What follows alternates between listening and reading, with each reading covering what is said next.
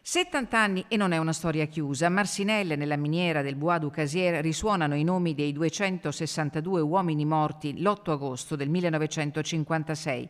136 erano italiani e tra loro 5 veneti: Dino Dalla Vecchia di Sedico, i trevigiani Giuseppe Polese di Cimadolmo, Mario Piccin di Codognè, Guerrino Casanova di Montebelluna e Giuseppe Corso di Montorio Veronese. Erano partiti da un Veneto povero, ancora segnato dalla guerra, cercavano lavoro, dignità, un futuro per le loro famiglie. In Belgio trovarono la miniera oltre 1000 metri sottoterra, in condizioni durissime.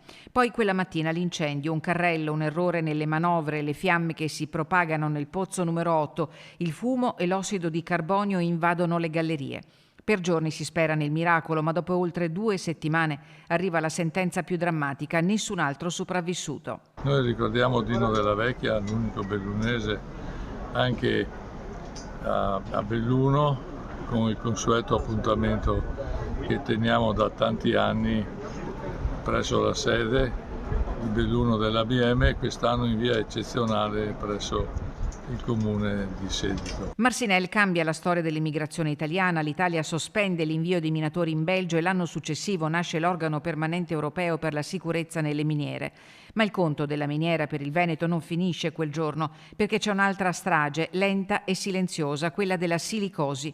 Migliaia di minatori bellunesi, secondo le ricostruzioni storiche, pagheranno negli anni con la vita il prezzo del lavoro sottoterra. Noi ricordiamo Marcinelle perché ci sono stati 260 morti tutti in un colpo, ma dimentichiamo che in miniera sono morte molte più persone in altri incidenti, ma soprattutto in conseguenza del lavoro in miniera per la silicosi. Se pensiamo che a Marcinelle sono morte 260 persone e solo per la silicosi in provincia di Belluno sono morte nel dopoguerra 10.000 persone, abbiamo a che fare con un vaillant che si ripeteva ogni 10 anni. Una memoria che oggi torna a parlare anche al presente, perché 70 anni dopo, sulla sicurezza sul lavoro, la lezione di Marcinelle non può essere archiviata. Gli italiani hanno cercato qui speranza di vita, hanno trovato la morte, ma hanno dato anche il via con questa vicenda di Marcinelle a una stagione di diritti sociali in Europa, il progresso più sostenibile e soprattutto la sicurezza nei luoghi di lavoro, che ancora oggi è un grande dramma che stiamo cercando di combattere, ma che non ha ancora trovato una sua via di soluzione. Il monito è ancora attuale: il lavoro non può essere il prezzo da pagare per la sopravvivenza e la sicurezza